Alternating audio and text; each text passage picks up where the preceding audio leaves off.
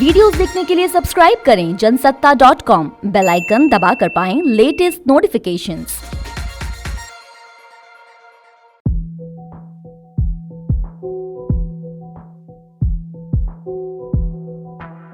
Hello, मैं आर्यव्रत स्वागत करता हूं आपका जनसत्ता की इस खास रिपोर्ट में। कोरोना वायरस के नए वेरिएंट ओमिक्रॉन ने भारत में दस्तक दे दी है। WHO ने पहले ही ओमिक्रॉन को वेरिएंट ऑफ कंसर्न घोषित कर दिया है और इसमें 50 से भी ज्यादा म्यूटेशन देखे जा चुके हैं। हमारे देश में इसका दस्तक देना एक चिंता का विषय है और इस बारे में लोगों में बढ़ रही आशंकाएं और चिंताएं वाजिब हैं। आइए ये जानने की कोशिश करते हैं कि किन लोगों को इससे ज्यादा खतरा है और कौन कौन सी चीजें इसके बारे में वास्तव में चिंता का सबब है।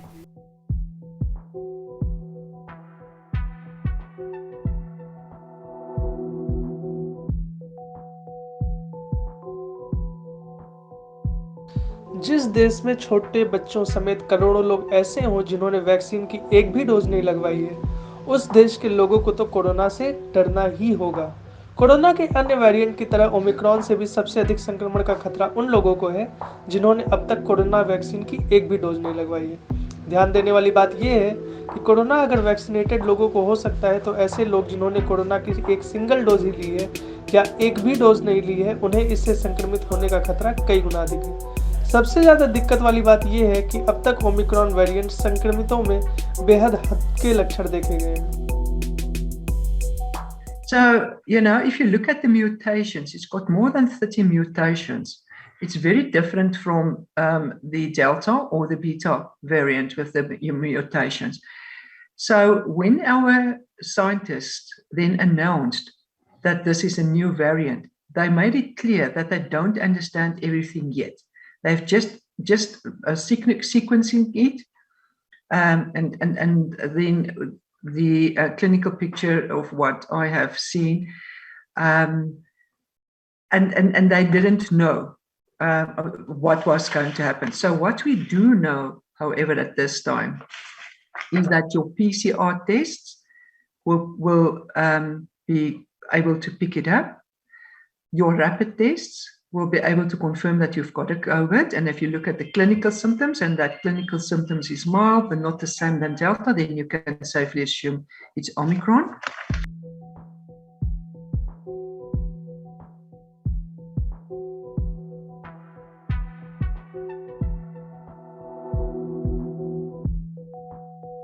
भारत में कोरोना के इस नए वेरिएंट की पहचान के लिए जरूरी जीनोम सीक्वेंसिंग की रफ्तार बेहद धीमी है और इस वजह से ओमिक्रॉन को पहचानने में मुश्किलें आ रही हैं। अब जब ओमिक्रॉन जल्द ट्रेस ही नहीं हो पाएगा तो उसे रोकना भी उतना ही मुश्किल होगा।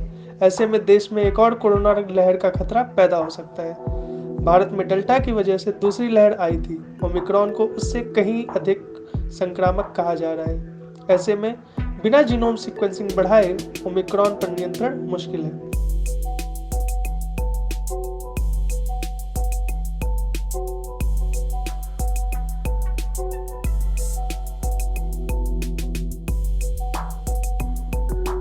ओमिक्रॉन को अब तक का सबसे तेज म्यूटेशन वाला वायरस कहा जा रहा है। WHO ने इसे पहले ही वेरिएंट ऑफ कंसर्न की कैटेगरी में रख दिया है। इसके स्पाइक प्रोटीन में ही करीब 30 म्यूटेशन हो चुके हैं। दरअसल स्पाइक प्रोटीन के जरिए ही वायरस इंसान की कोशिकाओं में घुसने के रास्ते को खोलता है। वैक्सीन स्पाइक प्रोटीन के खिलाफ है और उसी के खिलाफ एंटीबॉडी तैयार करता है। वायरोलॉजिस्ट का मानना है कि ये वेरिएंट पहले से ही अस्तित्व में था, लेकिन शायद इसका पता अभी चला है। So I think this variant has been around for some time. Maybe not so in South Africa, but in other countries, because other countries are seeing quite a high rise or increase in their numbers of infections. And if you're not clinically aware of what is happening, you would very, very easily miss the symptoms of this patient.